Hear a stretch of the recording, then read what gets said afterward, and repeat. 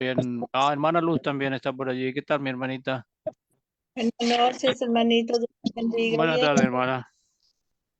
Hola, Bueno, bien. ya me dicen que estamos conectados con Facebook, así que voy a tomarme libertad de estar silenciando micrófonos para dar inicio a esta nueva jornada de estudios bíblicos. Ayer tuvimos la primera parte, por interesante, estaba muy interesante el texto, el tema, y hoy esperamos continuar en lo que se anuncia la segunda parte. Así que vamos a orar, vamos a dar gracias a Dios por estar acá. Bienvenidos todos. Es un gusto cada tarde volver a vernos para juntarnos al estudio de la palabra de Dios. Por ahí viene otro hermano. Bien, vamos a orar. Hermano Rigo, por favor, si nos guías con la oración de inicio. Ah,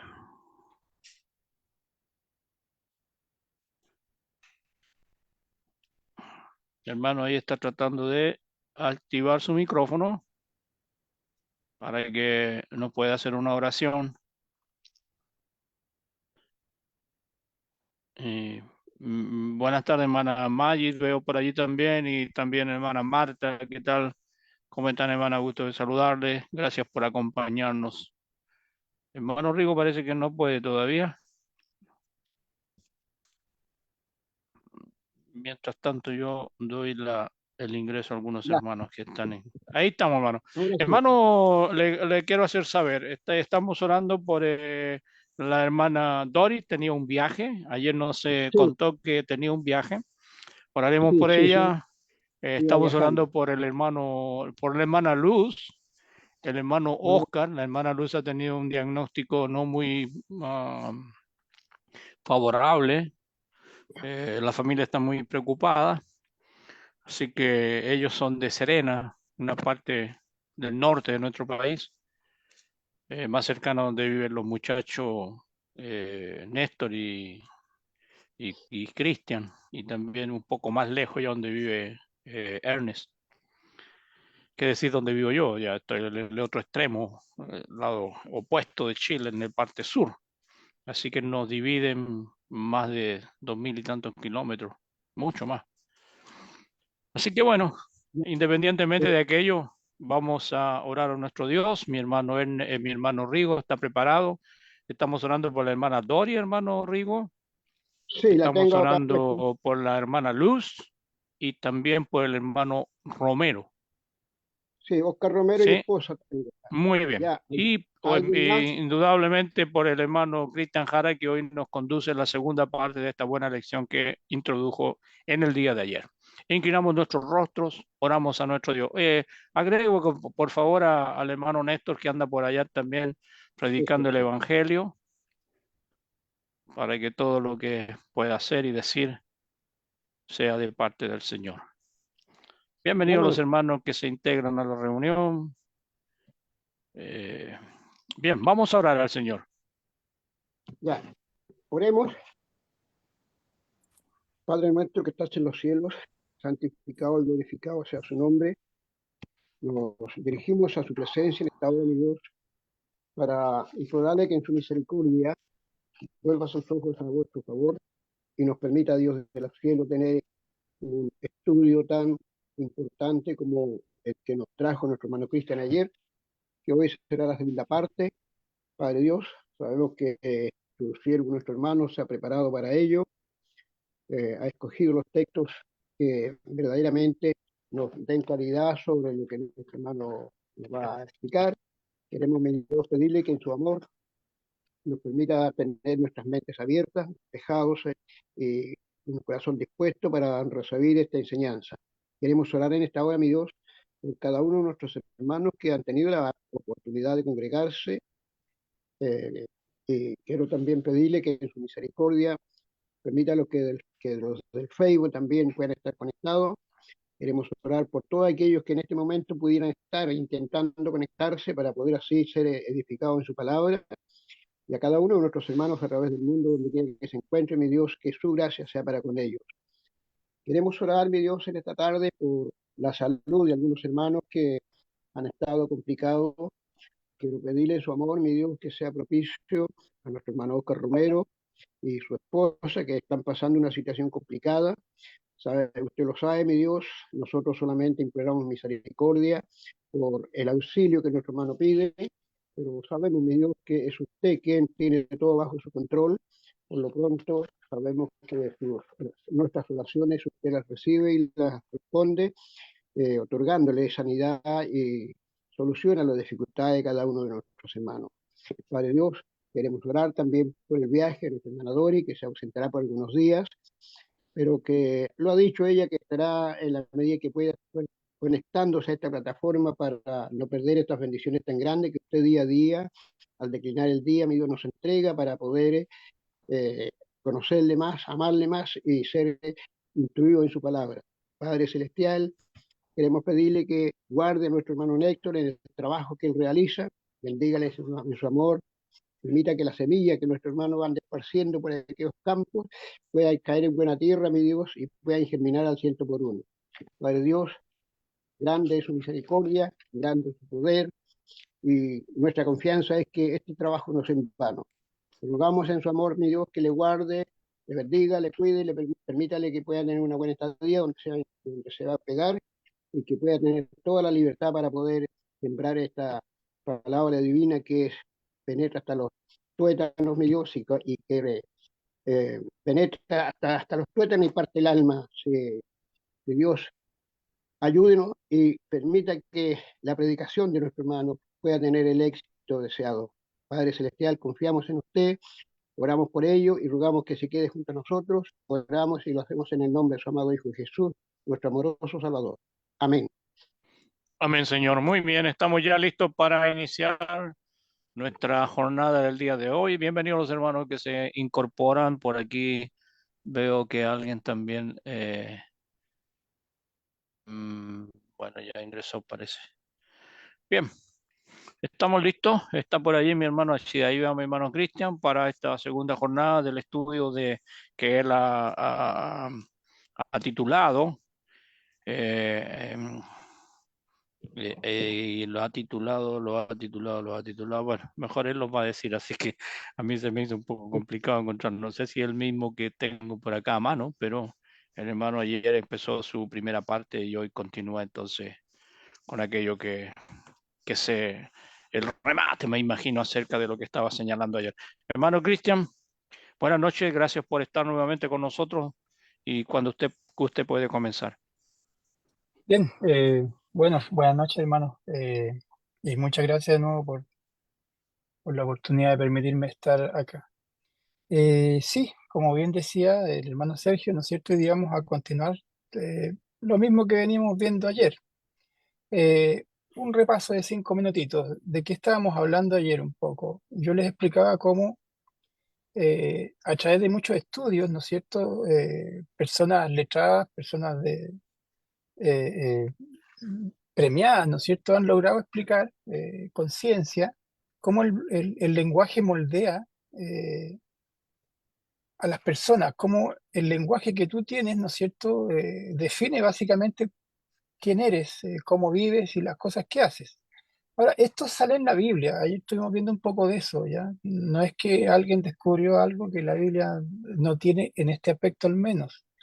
La Biblia también lo dice. Yo estoy tomando esta teoría de Sapir-Whorf porque me agrada a veces cuando los hombres de ciencia, ¿no es cierto?, luchan bastante y después de muchos estudios y años de observaciones y cosas, llegan a conclusiones que el Señor las pone como bastante básicas hace miles de años atrás. Y me gusta eso, me gusta, ¿no es cierto?, cuando uno también se puede apoyar en otras cosas. Y esto me demuestra que la Biblia también, ¿no es cierto?, tiene enseñanzas transversales. No son solamente para los cristianos, son para todas las personas. Y todos deberían prestar atención a las palabras, ¿no es cierto?, que Dios tiene para decir a las personas. Recuerden que ayer veíamos un ejemplo que era bastante básico. Ya yo les comentaba que en Namibia habían unas tribus que como en su idioma no tienen un color definido para el azul, les cuesta ver el color. Y yo les decía que a mí me sigue costando entender todavía que eso pueda llegar a pasar, porque lo leo, pero imaginármelo es diferente. Entonces ellos, ¿no es cierto?, cuando uno les muestra una paleta de colores, se complican con el azul para describirlo. ¿Por qué? Porque su idioma no tiene una palabra bien definida. Entonces, se complican, ¿ya? Entonces, ellos se apoyan mucho en estos ejemplos y se dan cuenta que el lenguaje que tú tienes, que las palabras que tú tienes, moldean, ¿no es cierto?, tu percepción. Recuerden que ayer veíamos cosas bastante, yo creo que son muy importantes, cómo la sociedad ha ido cambiando el significado de las palabras. Recuerdan que comentábamos que hace tiempo atrás, hace años atrás, casi la única palabra casi exclusiva que era, ¿no es cierto?, para asesinar a un bebé en el vientre de su madre era aborto. Ya casi todos entendíamos esa palabra y tenía esa connotación. Y hoy día la sociedad le ha cambiado el nombre, ¿no es cierto?, al acto, y hoy día se llama interrupción del embarazo. Entonces suena muy diferente. Te quita la culpa, te quita la carga social, te suaviza la palabra, te lo presentan como un tratamiento médico, el ser que está dentro se cosifica como una cosa, te quitan, ¿no es cierto?, la moralidad, entonces es más fácil hacerlo. Veíamos, por ejemplo, que antes la palabra prostitución todos entendíamos lo que significaba sin ningún problema. Y hoy día a la prostitución o la gente que se prostituye le llaman trabajadores sexuales. Entonces le cambiaron el nombre a la palabra, al acto, y al cambiarle el nombre, ¿no es cierto? En la mente de muchas personas el significado también cambia. Pasó de ser un acto inmoral, pasó de ser, ¿no es cierto?, un abuso, eh, pasó a ser un trabajo. Entonces, es impresionante. Decíamos, por ejemplo, como la ropa íntima, ¿ya? O la desnudez íntima, ahora es compartida socialmente y la ropa íntima ahora se llama traje de baño. Te quitan, ¿no es cierto?, la carga, te quitan la culpa, te quitan muchas cosas. Entonces a muchos no les da problema ahora. Y esto a veces afecta también a los propios cristianos. Entonces, cambiando una palabra, a veces pueden llegar a cambiar el significado tremendamente. Eh, Como último ejemplo, quiero recordar lo que veíamos en Génesis en el capítulo 11 que en el capítulo 11 de Génesis, ¿no es cierto? El hombre estaba usando mal su tiempo en cosas que no corresponden, y entre esas cosas estaban construyendo una torre, la famosa torre ¿no es cierto?, de Babel. ¿Y qué hizo Dios, ¿no es cierto?, cuando vio al hombre, en el verso 6 me parece que era, dice, el hombre tiene un solo propósito, y dice, ¿por qué? Esto pasa porque habla una sola lengua, y como habla una sola lengua, piensan todos lo mismo, están todos en una misma idea. ¿Qué hizo Dios para, entre comillas, ¿no es cierto?, frenar al hombre? Le cambió el lenguaje, confundió su lengua y se acabó el problema. Entonces, el lenguaje es muy poderoso, es muy, muy poderoso. Y Dios tiene su lenguaje. Y eso es lo que estamos tratando de ver, cómo el lenguaje impacta en la vida de los cristianos. Entonces, si muchas veces yo voy a la Biblia e interpreto los temas de la Biblia, los contextos bíblicos, con mi significado terrenal de las cosas, voy a llegar, ¿no es cierto?, a veces a no extraer lo que Dios quiere. Pero si yo voy a la Biblia y trato, ¿no es cierto?, de tener los significados que corresponden, los conceptos que Dios pone, ¿no es cierto?, para las cosas, para sus propios temas, si comienzo a hablar su lenguaje, entonces las cosas pueden ir mucho mejor. Ya, es un repaso pequeñito de lo que estábamos viendo ayer. Por ejemplo, ahora quiero citar un par de versículos, como Romanos capítulo 12, versículo número 12 específicamente. Romanos capítulo 12 el verso número 2, fíjense que allí la palabra de Dios dice algo así, dice, Pablo escribiendo a los romanos, les recomienda lo siguiente y les dice que no se adapten al mundo, sino transformados, dice, ¿de qué manera? Por medio de la renovación de vuestro entendimiento. Eso es lo que Pablo les propone en el libro romano, que ellos se transformen, ¿ya? Y transformarse es convertirse en una cosa diferente. ¿Y cómo lo propone? Renovando su entendimiento. Eso es lo que un apóstol del Señor, inspirado por el Espíritu Santo, eh, recomienda, manda, ¿no es cierto?, instruye, enseña a los seguidores de Cristo, que su entendimiento debe ser transformado, porque no se adapten al mundo, ¿ya? Nuestro entendimiento se adapta al mundo. Y ahora lo que Dios quiere es que nosotros renovemos ese entendimiento que está, ¿no es cierto?, hace muchos años entrenándose en el mundo, desde que somos pequeños. La sociedad, ¿no es cierto?, nos marca y nos va diciendo preceptos y cosas. Y Pablo, ¿no es cierto?, le está hablando a estos cristianos y le dice, transformen, no se adapten al mundo y transformen su entendimiento, eh, Y es la palabra la que transforma el entendimiento, al menos para acercarlo al entendimiento de Dios. ¿Sí? La idea no es transformarlo para entender cualquier cosa, ¿ya? La idea es transformarlo, pero para entender el idioma de Dios, ¿ya? Ahora, sin perder de vista Romanos capítulo 12, verso 2, yo quiero cambiarme a Hebreos, ¿ya? Al libro de los Hebreos, al capítulo 4. Y en Hebreos, en el capítulo número 4, específicamente en el versículo 12, aparece algo que el hermano Rigoberto mencionó en su oración, ¿ya? Justamente él lo puso en su oración. Y hay una opinión ahí con respecto a lo que la palabra de Dios es o puede hacer en nosotros. Y dice, ¿no es cierto?, el escritor, allí inspirado por Dios, obviamente, que la palabra de Dios es viva. Aparte de ser viva, aparte de ser algo, ¿no es cierto?, que es más que letra, que es más que tinta en un papel, o buenas frases que nos inspiran para hacer cosas, aparte de estar viva realmente, también es eficaz, ¿ya? O sea, es funcional, tiene eficacia. Y ahí, ¿no es cierto?, la compara ahora con algo. Dice, la compara con una espada, ¿no es cierto?, de dos filos, ¿ya? Y, y dice que penetra hasta partir el alma y el espíritu y las coyunturas. Las coyunturas es ya lo que une los huesitos ahí, ¿no? Y los tuétanos, que es lo que va allá adentro del hueso, o sea, ya no puede penetrar más adentro, ¿ya? Es penetrante la palabra de Dios si uno lo permite. Pero lo que más me interesa es lo que dice después. Dice, ¿y qué hace la palabra de Dios? Discierne los pensamientos y discierne las intenciones del corazón, ¿ya? Entonces Pablo recomendó en Romanos que no nos adaptemos al mundo y que nos transformemos, obviamente, en nuestro entendimiento, en nuestra mente, renovando, renovándonos. Y en Hebreos, por ejemplo, nos dice que la palabra de Dios, ¿ya?, que es tan fuerte, que es tan viva, es la que puede, ¿no es cierto?, penetrar para que nuestros pensamientos sean renovados, sean discernidos. Fíjense que la palabra discernir que aparece acá en Hebreos aparece una sola vez en la Biblia. No se repite nunca, nunca más en ninguna otra parte. En castellano la palabra discernir aparece varias veces. De hecho, en el capítulo 5 vuelve a aparecer en este mismo libro de Hebreos. Pero en griego la palabra es otra.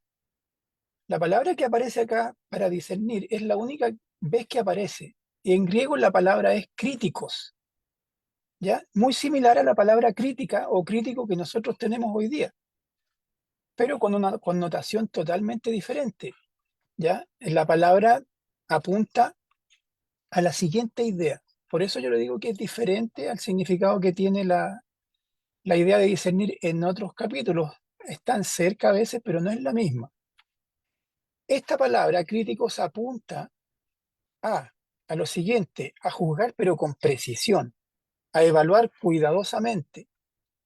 Es algo, ¿no es cierto?, que discrimina entre lo verdadero y lo falso y que analiza lo oculto y lo disimulado que hay dentro de nosotros, ¿ya? Cuando encontramos la palabra discernir en otras partes de la Biblia, en ninguna se repite la palabra críticos. Se ocupa otro tipo de palabra en griego y a veces son cercanas a algunas ideas, pero no significan lo mismo. Esta en especial tiene que ver con una crítica o una autocrítica, ¿ya? No es una crítica para los terceros solamente, está principalmente pensada como una autocrítica. Hoy día un crítico, por ejemplo, ¿qué es? Porque esta es la raíz de la palabra crítica o crítico que tenemos nosotros en el español. Bueno, puede ser una persona que ve una película y después sube una opinión y te dice, mira, yo pienso que es buena o por esto o es mala por esto otro y ustedes decían si la quieren ver o no. O alguien que critica a un cantante, no sé, y dice, mira, este es bueno, es malo, qué sé yo. Eso es como lo que tenemos como críticos nosotros. No estaría bien usado. A través de los años la palabra, ¿no es cierto?, fue mutando. Fíjense que yo averigüé, ¿no es cierto?, para qué se usaba esta palabra en el siglo primero y en el siglo segundo. ¿Cuál era el uso social que tenía? Bueno, no es el mismo de ahora. En el siglo primero, en el siglo segundo, ¿no es cierto?, esta palabra se aplicaba a los médicos, se aplicaba a los filósofos se aplicaba a los jueces. Entonces un juez tenía que ser crítico, tenía que ser capaz de analizar evidencia para emitir un juicio, y la idea era que el juicio fuera aceptado, no a media tinta, digamos. Un médico, por ejemplo, tenía que ser crítico, tenía que analizar, ¿no es cierto?, a una persona enferma, y la idea es que diera una decisión acertada, no una decisión a media. ¿Ya? La idea era, ¿no es cierto?, analizar profundamente y dar una decisión correcta. Y en la Biblia, ¿no es cierto?, se ocupa también para hacerse una autocrítica. Entonces, por ejemplo, eh, aplicando el versículo, si dice acá, ¿no es cierto?, que la palabra de Dios es poderosa, que es como una espada de dos filos, qué sé yo, que es capaz de penetrar lo profundo, la idea es que lo haga para emitir un juicio correcto, ¿ya? Cuando dice todas estas cosas, básicamente, tratando de explicarlo de manera muy sencilla, la idea es que la palabra, ¿no es cierto?, va a discernir lo verdadero entre lo verdadero y lo falso, entre lo puro y entre lo fingido que hay dentro de nosotros mismos. Entonces, Hebreos apunta un poquitito también a que la idea, ¿no es cierto?, de esta Hebreos 4:12, que la palabra de Dios es viva y eficaz, más cortante que toda espada de dos filos que penetra hasta partir el alma y el espíritu, las coyunturas y los tuétanos, y discierne, ¿qué cosa? Los pensamientos. ¿Y qué más discierne? Las intenciones del corazón. Pablo decía, transformemos nuestra mente. ¿Cómo lo hacemos? Hebreos, Pablo también da todos los tics más adelante, pero me gusta lo de Hebreos. A través de la palabra de Dios es la que nos cambia y permite discernir entre nosotros, entre lo verdadero y lo falso, lo que hay dentro de mi corazón. Analiza lo oculto que está dentro de mí mismo. Por ejemplo, déjenme darle un ejemplo quizá que pueda ser cotidiano. Imagina que hay mucha gente que quiere hacer caridad, ya no sé, a un hogar de huérfanos, a los ancianitos, algo así. Súper bien, con su dinero propio, y quiere ayudar, y quiere dar una cantidad, ¿no es cierto? Pero inconscientemente quizá, vamos a ser generosos, y vamos a pensar que inconscientemente a esta persona le gusta y se goza en el reconocimiento. Fíjense que, ¿cómo se aplicaría la palabra discernir acá? Bueno, la palabra le ayudaría a esa persona a discernir que en realidad él quizá está buscando el reconocimiento, no solamente la ayuda. La palabra, por ejemplo, le ayudaría a ver, ¿no es cierto?, que quizá esta persona no está buscando solamente el beneficio externo de la donación, sino que también, ¿no es cierto?, está buscando el reconocimiento, el agradecimiento y la adulación. Ya en el mundo secular quizá esto no tenga mucho sentido, pero para el cristiano sí, porque, por ejemplo, Cristo iba a decir, o la Biblia nos recomienda, ¿no es cierto?, que si mi mano izquierda hace una cosa, que no lo sepa la derecha, ya que si yo, por ejemplo, voy a ayunar, no ande de una manera que todos lo vean, ¿no es cierto?, para que digan, mira, esta persona, wow, no, lava tu cara y que nadie sepa. Y si vas a orar y pedir cosas, ¿no es cierto?, quizá fuertes, entra en tu aposento y cerrada la puerta, ora a tu Padre en secreto, y recomienda esas cosas, ¿ya? No busca el reconocimiento propio, ¿ya? Por ejemplo, la palabra críticos, la palabra de Dios podría ayudarme a definir si yo estoy tratando de predicar para caer bien o para construir, ¿no es cierto?, cristianos más sólidos, para ayudar a construir cristianos más sólidos. O si estoy predicando porque tengo amor por las cosas de Dios o por el aplauso, ¿ya? Eso hace la palabra críticos. Mire, eh, la idea de esto es que la palabra de Dios nos ayuda a autoexaminarnos a nosotros mismos. También lo hemos visto en otras partes, pero verlo en esta palabra tan específica me agrada mucho a mí. En 1 Corintios, en el capítulo 2, Pablo va a decir algo así en el verso 14. 1 Corintios 2:14. Hay un tema muy interesante ahí del hombre terrenal versus el hombre espiritual, ¿ya? El hombre terrenal no es un hombre degenerado ni malo necesariamente. Es el que no entiende las cosas de Dios, y el espiritual es el que tiene más afinidad con las cosas de Dios. Pablo dice ahí que la palabra de Dios, ¿ya? 1 Corintios 2:14, la palabra de Dios es quien moldea el pensamiento, ¿ya? el hombre, por más inteligente y por más educado que sea, no tiene el marco mental para poder entender a Dios, ¿ya? Por eso Pablo dice ahí que el hombre natural no puede percibir lo del Espíritu. El hombre natural en ese capítulo serían estos corintios que estaban inundados de filosofías humanas, de inteligencia, se gozaban en su raciocinio. Y dentro de las muchas cosas que va a decir Pablo en ese muy buen capítulo, uno de los temas que desarrolla es que el hombre natural, por más inteligente, educado, letrado que sea, no posee el marco mental para entender a Dios. Pero el hombre espiritual, que ha sido transformado por la palabra de Dios, puede llegar a percibir lo que, lo que Dios quiere de él. Y eso es considerado un hombre espiritual. Y si comienzo a juntar todos estos versículos, Romanos 12:2, cuando Pablo, ¿no es cierto?, anima a que no nos conformemos nuestra mente, ¿no es cierto?, a este mundo, sino que permitamos que nuestro entendimiento sea renovado por la palabra de Dios. Lo apoyo eso con Hebreos, ¿no es cierto?, 4:12, que me explica que la palabra de Dios es muy viva y es eficaz, ¿ya? Es funcional, que es como una espada que penetra, ¿ya? Y que puede discernir mis pensamientos y que puede discernir mis intenciones del corazón. Me ayuda, me ayuda a ver la realidad que hay dentro mío y también la de los demás, ¿ya? Ojo con eso, no es exclusiva solamente para mí. Entonces después sumo, ¿no es cierto?, lo que Pablo dice, que el hombre natural no percibe las cosas que son del espíritu. ¿Por qué? Porque el hombre natural se apoya en la lógica, se apoya en la inteligencia, se apoya en los estudios seculares, en sus estudios universitarios, de colegio, ¿no es cierto?, en su lectura, no sé. Pero Pablo dice, eso no basta, por sí solo el hombre no puede. ¿Ya? Es Dios el que hace, ¿no es cierto? Y esto es a través de su palabra, ¿ya? A través de su palabra el hombre cambia su mente y renueva su entendimiento. No es a través de otro tipo de cosas.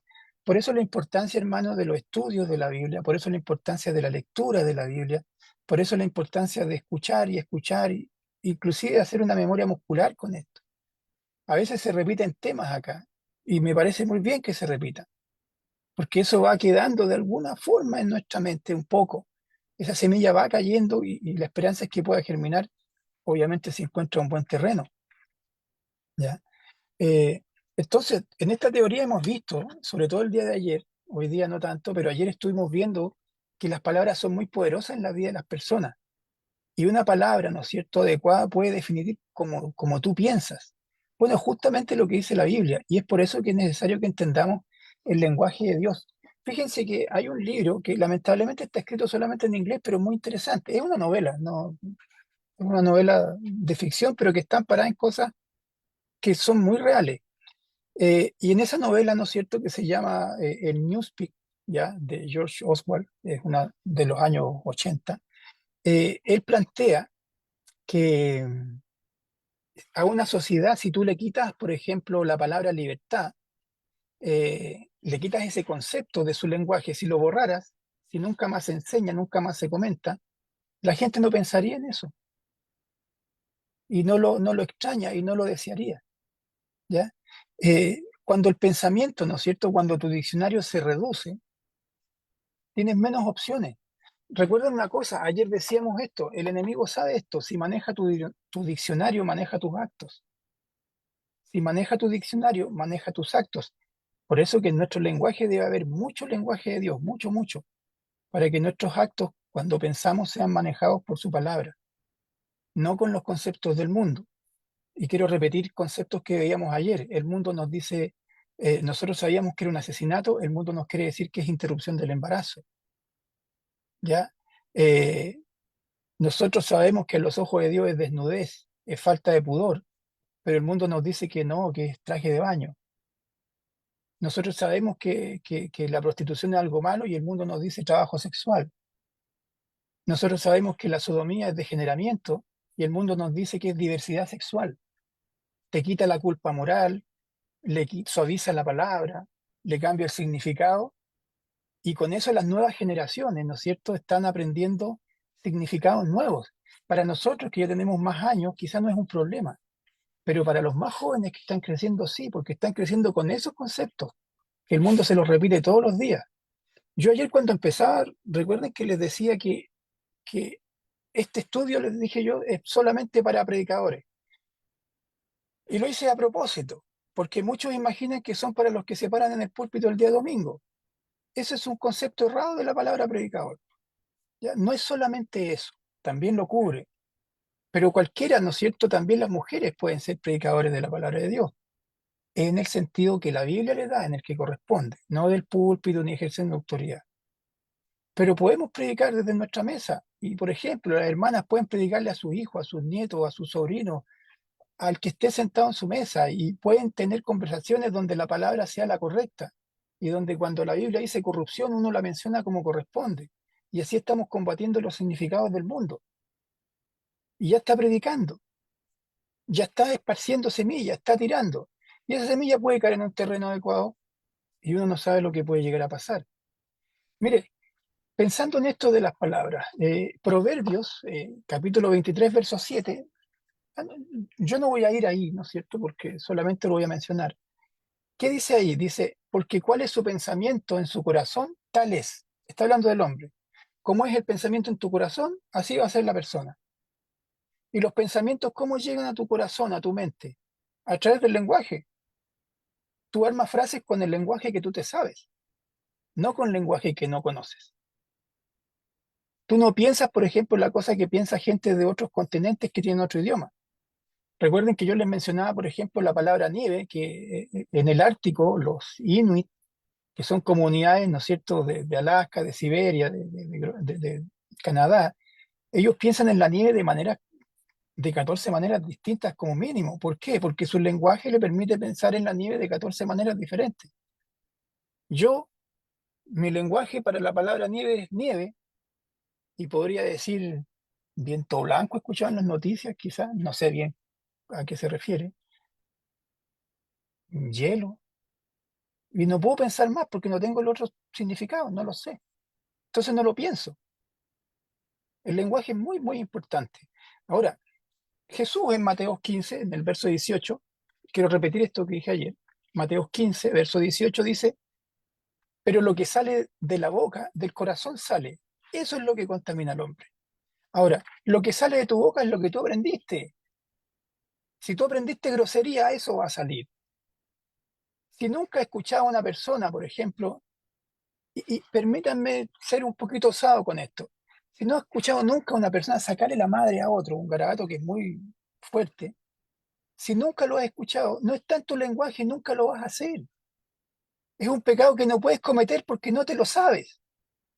Pero si te juntas con gente que normalmente, por ejemplo, ofende de esa manera a los otros, te vas a aprender ese pecado y ya va a estar en tu mente. Y aunque no lo uses, está ahí. Está ahí y es probable, ¿no es cierto?, que en algún momento pueda aflorar. Entonces, uno, ¿no es cierto?, actúa en base al lenguaje que tiene. Lo que sale de la boca sale del corazón. Eso contamina al hombre. Y Jesús va a decir, de ahí salen los homicidios, fornicaciones y un montón de cosas muy malas.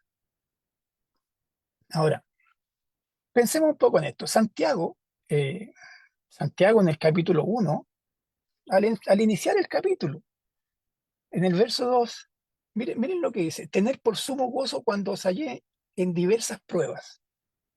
Sumo gozo cuando estés en diversas pruebas. Mi pregunta para todos es la siguiente. Cuando usted está en pruebas, cuando está metido en problemas, ¿está en sumo gozo? No necesariamente, a veces uno está muy afligido. Y sí, pero por ejemplo, en Hechos, en el capítulo 16, está la historia de cuando los apóstoles son encarcelados en Filipos, ¿recuerdan? Pablo con Silas. Y en el capítulo 16, en esta historia del carcelero, nos plantea que ellos, por estar predicando, bueno, fueron atrapados, fueron azotados, fueron enjuiciados de una manera express muy mala, y después los arrojaron como perros a un calabozo, sin haber hecho nada malo. ¿Y qué estaban haciendo ellos? Lo que dijo Santiago, estaban contentos, estaban cantando himnos. ¿Y saben qué? Estaban predicando, porque dice que los presos los escuchaban. Entonces, una manera de predicar fue eso. Porque a pesar de los azotes y de haber sido arrojado al calabozo y de haber padecido una injusticia muy tremenda, estaban cantando. Mire, uno dice, bueno, pero de Pablo lo puedo entender, se le aparece Dios en el camino de Damasco y todo este asunto. Pero Silas venía llegando al grupo. Silas era nuevito. Si ustedes leen la historia completa, se van a dar cuenta que Silas llegó casi por casualidad al grupo.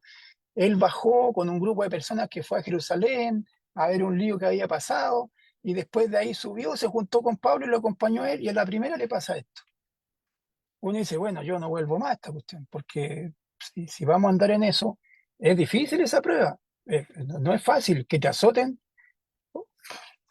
Yo no sé, eso debe doler mucho. Y aparte en la cárcel, y la incertidumbre de qué va a pasar mañana, ¿ya?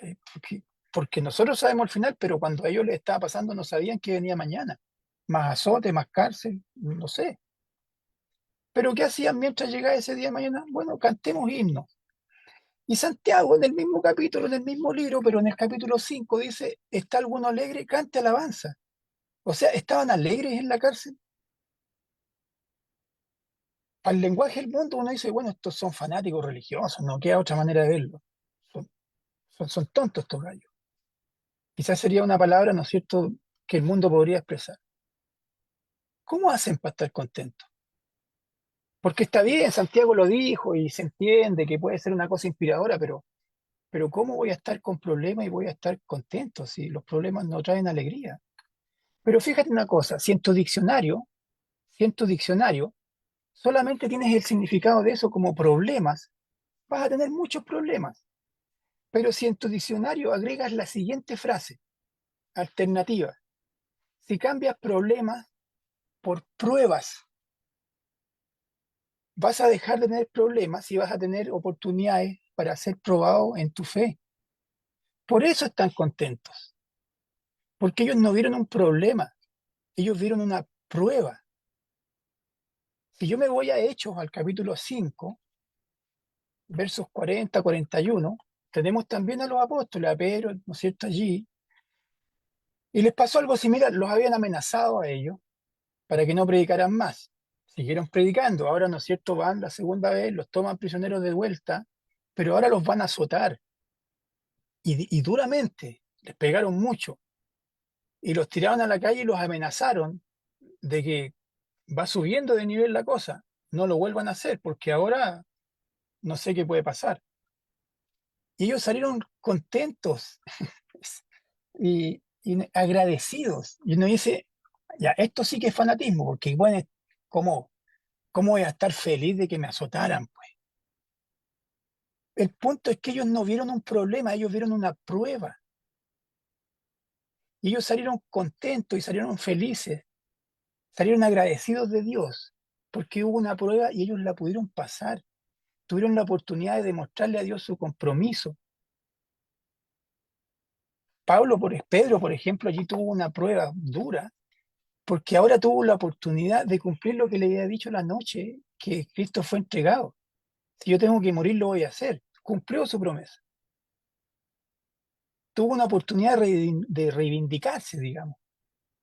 Entonces ellos no vieron un problema, vieron una prueba. Se da cuenta como a veces simplemente cambiando la palabra puede cambiar el concepto de lo que viene. Si tú tienes como único palabra en tu diccionario la palabra problema, vas a estar lleno de problemas. Pero si tú empiezas a agregar a tu diccionario la palabra prueba, vas a tener oportunidades de mostrarle a Dios tu compromiso con Él. Ahora, vuelvo a lo que decía Pablo en Romanos, transformado por medio de la renovación del entendimiento. ¿Por qué los apóstoles, por qué estas personas están felices de haber padecido? Están felices porque en su lenguaje la palabra problema se salió. Están felices porque ahora ellos ven la oportunidad para mostrarle su fidelidad a Dios. No están felices porque les pegaron. No están felices porque los arrojaron a la cárcel. Y esto no es mágico, porque solamente cambiando la palabra no dolieron menos los azotes. No, pero la actitud mental es diferente. Ellos pueden estar gozosos como Santiago lo dice. Ellos pueden apreciar lo que Santiago dice en el capítulo 1. gozaos cuando estéis en diversas pruebas. Pero a veces, ¿no es cierto? Si no cambiamos la palabra, solamente tenemos la palabra problema. Y los problemas no traen gozo, hermano, traen problemas. Ahora, ojo que ahí también está relacionado a padecer por las cosas de Dios, ¿ya? No sé, si mañana vienen y me cortan la electricidad, sí, eso es un problema. Y no creo que me va a traer sumo gozo, me va a traer problemas, ¿no? Y tengo que ver cómo salir, ¿ya? Pero pensando en el camino de Dios, puedo cambiar los significados y eso puede cambiar en mi mente, ¿no es cierto?, cómo afronto esos momentos. Mi parábola favorita, hermano, mi parábola favorita en toda la Biblia siempre ha sido esta. Marcos 4, versos 31 y 32, dos versículos nada más. La parábola de la semilla de mostaza. Esa es por lejos mi parábola, siempre ha sido mi parábola favorita. En esa situación Jesús compara al reino que él trae, que él presenta como un grano de mostaza, que cuando se siembra, dice él, es más pequeño que todas las semillas que hay en cualquier parte, ¿ya? Yo no sé si ustedes han visto la semilla de mostaza, yo sí, y son puntitos. Si se te cayó el piso no lo encontraste, porque es muy pequeña, es muy chiquitita. Hay que tener varias en la mano para hacer un granito de pimienta, por ejemplo. Hay que tener muchas, ¿ya? Y Jesús compara su reino con esa semilla tan diminuta, tan insignificante comparada con otras, ¿ya? Pero dice que cuando crece, llega a ser más grande que todas las hortalizas que hay en el huerto. Es la más grande. Y crece tanto que echa ramas. Sí, son un desastre los árboles de mostaza. No sé si ustedes los conocen, son un lío de ramas para todos lados. Pero no es el árbol más mozo quizá, pero las aves vienen y arman sus niditos ahí, debajo de su sombra. Fíjense que yo al lado de mi casa tengo un pino, yo vivo en el desierto, acá no abundan los árboles, y es en serio, hay poquitos árboles. Y hay un pino en mi casa, y creo que el único que hay en todo el lugar donde vivo. Y acá, ¿no es cierto? Como es el único pino que hay, vienen muchos gorriones y arman sus nidos ahí.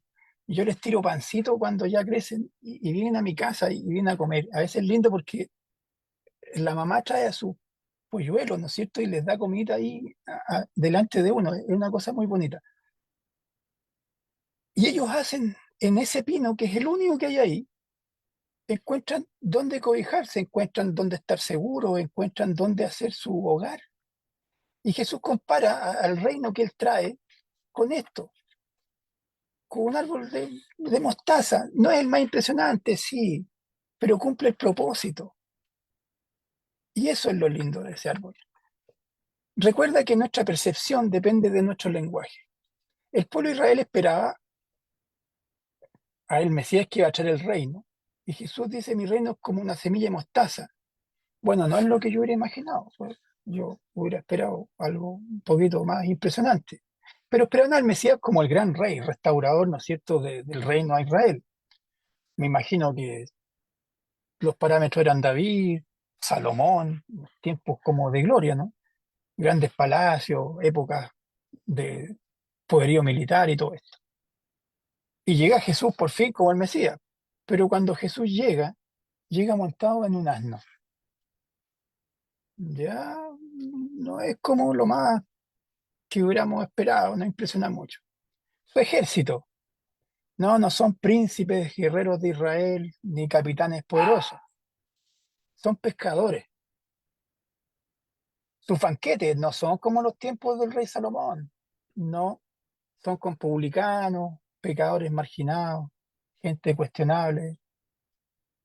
Eh, Su procedencia, todos creen que viene de Nazaret, un pueblo que es mal mirado. No, este gallo no puede ser el Mesías, porque mi diccionario no me permite ver a Jesús como el Mesías.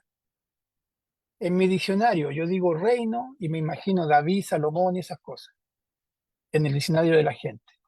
En mi diccionario digo un Mesías libertador que va a revolver el reino y me imagino, no sé, grandes próceres del tiempo antiguo. Pero llega Jesús con un montón de pescadores, qué sé yo, se la pasa ahí, lo acusan de que anda comiendo y bebiendo con publicanos y toda esta cosa. Claro que no parece lo que ellos tienen.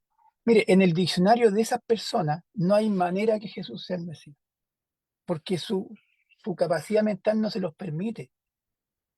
Entonces a Jesús lo respetaron porque hacía milagros y estas cosas, pero no trajo lo que ellos, sus expectativas. Ahora, ¿cómo vemos nosotros hoy la palabra de Dios? Podríamos hablar 3 días más de eso. Así que ni lo voy a tocar. Ahora, pero en el idioma de Cristo, el reino que él traía es una diminuta semilla. Es un árbol, ¿no es cierto?, que en realidad es un arbusto. Es más grande que todas las hortalizas, pero no es más grande que las palmeras ni los demás árboles. Pero cumple el propósito. El reino de Dios debe cumplir el propósito. Esa semilla diminuta cumple con el propósito de Dios. Ahora, tú puedes ser ese árbol, si esa es la idea.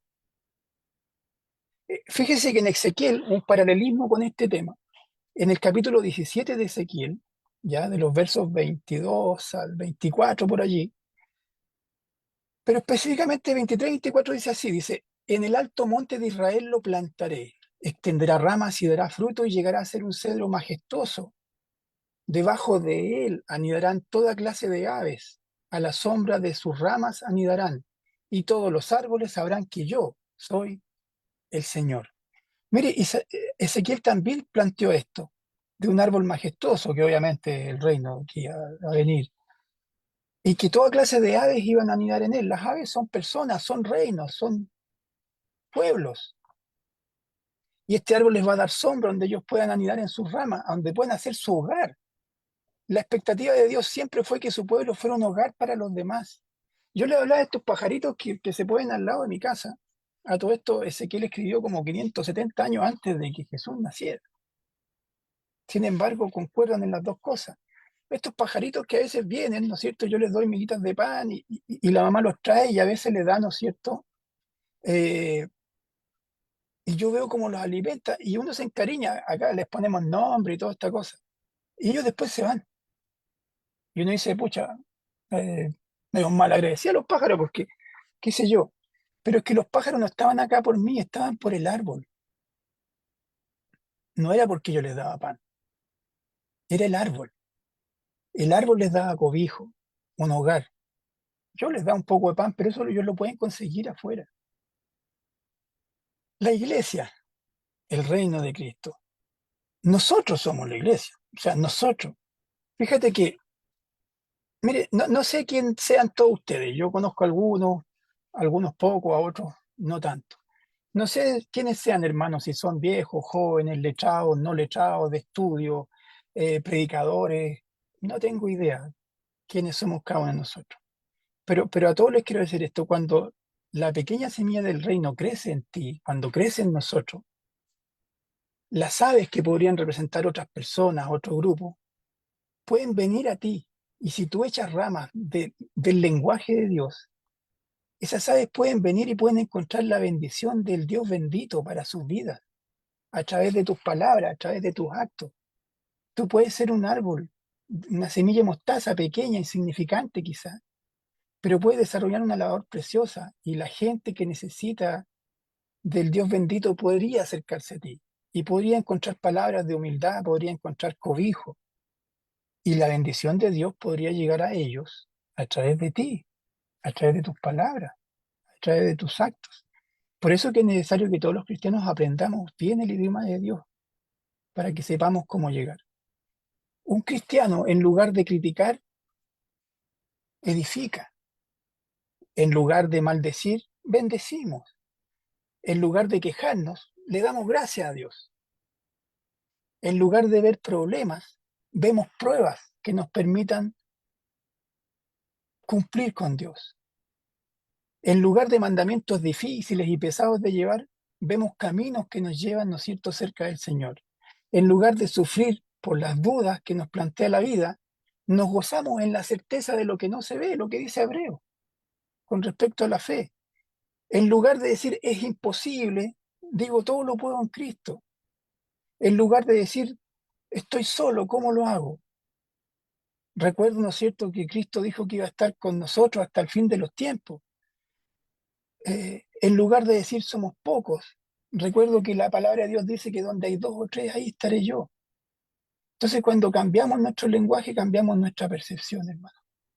Y eso es todo lo que quería yo tratar de decir a través de estas palabras. Las palabras son muy importantes. Así que mi invitación es a darle fuerte al estudio y a recordar que a través de nosotros las bendiciones de Dios pueden llegar para otras personas que vengan y aniden en estas semillitas de mostaza que somos cada uno de nosotros, que pueden, ¿no es cierto?, transformarse en arbustos. Gracias, hermanos. Gracias por la oportunidad. Que el Señor les bendiga. Muy bien, voy a tomar la posta yo en esta ocasión entonces, porque nuestro hermano Sergio no ha podido continuar con la conexión debido a su falla en el internet. Quiero agradecer a nuestro hermano Cristian Jara, desde acá de allá de la ciudad de Iquique, en el norte de Chile, como a 4 horas de mi casa, en pleno desierto de Atacama, por la linda lección que nos ha traído durante estos 2 días, los cuales se han basado en cuál es el lenguaje que utiliza Dios para todos nosotros. Nosotros conocemos lenguajes aquí terrenales, pero hay algo de lo cual nosotros tenemos que empaparnos y complementarnos en toda nuestra vida como cristianos, que es a qué apunta el Señor. Y apunta a nuestra obediencia, apunta a nuestro tesón, a nuestro espíritu de fuerza para poder entonces ganarnos la vida eterna. Y es una de las cosas que la gente no entiende, no comprende. Y me ha gustado mucho, la verdad es que lo he disfrutado mucho el estudio, así que se lo quiero agradecer directamente. ¿Bien? Bueno, mis queridos hermanos, vamos a tener entonces una oración a nuestro Padre Celestial y quisiera pedir en esta ocasión a nuestro hermano Jorge, si fuera tan gentil, hermanito Jorge, de guiarnos en una oración al Señor, por Claro, favor. hermano Ernest. Claro que sí, hermano Ernest, encantado. Muy bien, hermanito, adelante, por favor. Ok, hermano, vamos a orar. Padre amado, Padre justo, Padre eterno, he aquí nuevamente tus siervos, tus hijos, Padre, en esta plataforma estudiando tu santa palabra, porque es la bendición que usted siempre nos da de escucharlo. La mayor bendición que sentimos y tenemos es sentirlo, Padre, y lo sentimos cada día en sus palabras, Padre, como el hermano Cristiano Señor ahora, conocer su lenguaje, Padre. Gracias le damos por ello, por estos estudios, porque conocer su lenguaje, que su palabra nos permite autoexaminarnos, nos permite moldear nuestro pensamiento y nos permite también moldear nuestro actuar, discernir y ser crítico en nuestro comportamiento, que es la importancia de esta enseñanza que nos ha dejado. Gracias le damos, Padre, por ello. Le agradecemos, Padre, por las bendiciones que tenemos, nos da usted tener cada día estar presente en esta plataforma. Le agradecemos, Padre, por haber conducido la palabra del hermano Cristian. Le agradecemos, Padre, porque hemos estado atentos con oídos a escuchar esta porción de su sabiduría. Gracias por todo ello, Padre. Permítanos, Padre, orar nuevamente por la hermana Doris, que se encuentra de viaje, por el hermano Oscar y su esposa, que atraviesa momentos bastante difíciles en cuestiones de salud, por la predicación del hermano Néstor y por todos aquellos que están llevando la palabra en estos momentos, por todos aquellos que tienen o tenemos problemas de salud, económicos, de empleo, trabajo, para que usted pueda, con su providencia divina, acercarse a nosotros, su mano bendita permita sacarnos de estos momentos de angustia, para poder seguir, siempre que sea su voluntad, para poder seguir predicando su santo evangelio, para seguir siendo parte de la obra, para que ser, a pesar que no somos quizás nada ante usted, Padre, porque no lo somos, seamos como ese granito de mostaza que nos permite ser fuertes, nos permite crecer, predicar el Evangelio, avanzar con su palabra, estudiar su palabra y acercarnos a usted. Gracias, le damos por todo Dios, Padre amado, en nombre de nuestro Salvador, nuestro Señor Jesucristo. Amén. Amén, Señor. Muchísimas gracias, hermano Jorge, por habernos traído esa oración. Y voy a pasar entonces a compartir con ustedes todos aquellos hermanos y personas que han estado viendo también a través de Facebook Live este interesante estudio que ha traído nuestro hermano también como la segunda parte ya y final del tema del lenguaje de Dios. Las personas que han estado acá son Zacarías Miranda, Alicia Zamora, de acá de Arica, Marta Rubina, Tomasita Sánchez, Richard Rosson, de allá de Santiago, y Maolicer Aramonte. Todas esas personas han estado viendo entonces y han estado escuchando el trabajo que ha traído nuestro hermano Cristian Jara para el conocimiento de todos nosotros y para nuestro crecimiento espiritual. Así que, bueno, y ahora vamos a pasar, mis queridos hermanos, a algún comentario que quieran hacer. En este instante tenemos 3 minutitos para eso. Ayer le hice un comentario al hermano Cristian y la verdad es que yo pensé que no iba a estar tan acertado, pero tiene que ver mucho con el lenguaje del...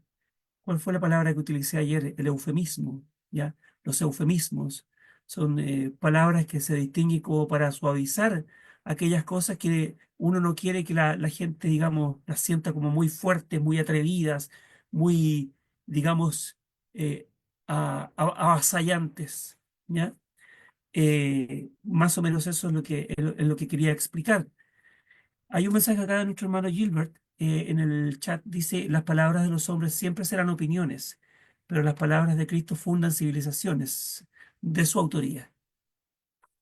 Sí, la verdad que sí, sí. Está muy bueno el pensamiento, muy bueno. Así es. ¿Alguien más que desea hacer algún comentario? Hermano, Hermano, sí, no sí, hermano. solamente para agradecer a hermano Cristian por esta lección, ¿no? Que nos permite reflexionar en muchas cosas, ¿no? Nuestro lenguaje, nuestra forma de ser y nuestra forma de actuar, ¿no? Porque mucho tiene que ver con examinarse cada uno, ¿no? A la luz de la palabra de Dios para moldear nuestra forma de ser. Por lo que decía hermano Cristian, hay muchas palabras ahora que distorsionan el mundo, ¿no? Pero el conocimiento de la palabra de Dios nos permite a nosotros nuestro actuar y nuestro pensar como correcto cristiano. Muchas gracias, hermano Cristian. Muchas gracias por la palabra. Gracias, hermano Jorge. Hermano Gilbert, ¿quiere comentar algo? Sí, es fundamental lo que la invitación que nos hace el hermano a considerar más la lectura de la Biblia. Podría ser un análisis ahí histórico de cómo intervino la labor de aquellos apóstoles, pero también lo que significó la lectura de la Biblia como tal, después de siglos en que los católicos la escondieron, la retuvieron, la prohibieron incluso. Pero brevemente, por el poco tiempo que tenemos, ¿qué podemos hacer nosotros para animar a nuestros hermanos a leer la Biblia? No somos los mismos después de que leemos la Biblia y no lo lograremos si no es por esa vía. Pero yo creo que incluso yo no puedo leer la Biblia por ti, no porque yo vayas a la iglesia y escuches un estudio que yo te doy. Cada hermano tiene que leer la Biblia, tiene que pasar por esa tarea de apropiarse para sí mismo de toda esa experiencia, como dice la Biblia, que para eso fue escrita para nosotros, para el fin de los siglos, y tiene algo para decirte. Entonces, ¿qué podemos hacer nosotros para animar a nuestros hermanos a que pasen por ahí, a que lean la Biblia? Creo que hay muchas tareas que podemos hacer, pero es fundamental que nos comprometamos con eso y animemos y propiciemos esa lectura, ese estudio ah, textual también, ¿ves? Por los pasajes que los hermanos proponen, en fin, estimular fundamentalmente a la lectura de todo el contenido de la Biblia. Muy bien, hermano, muchas gracias por su comentario. Me estaba acordando yo ¿cómo se llama? No sé si el hermano Cristian lo habrá dicho, este texto que yo me estaba recordando en este instante, que es Juan capítulo 6 versículo 60. Y me gustaría citarlo brevemente para no y alargarme tanto tampoco. Dice que al oírlas muchos de sus discípulos dijeron, dura es esta palabra, ¿quién la puede oír? Sabiendo Jesús en sí mismo que sus discípulos murmuraban de esto, les dijo, ¿esto os ofende? Pues qué si vierais al Hijo del Hombre subir a donde estaba primero.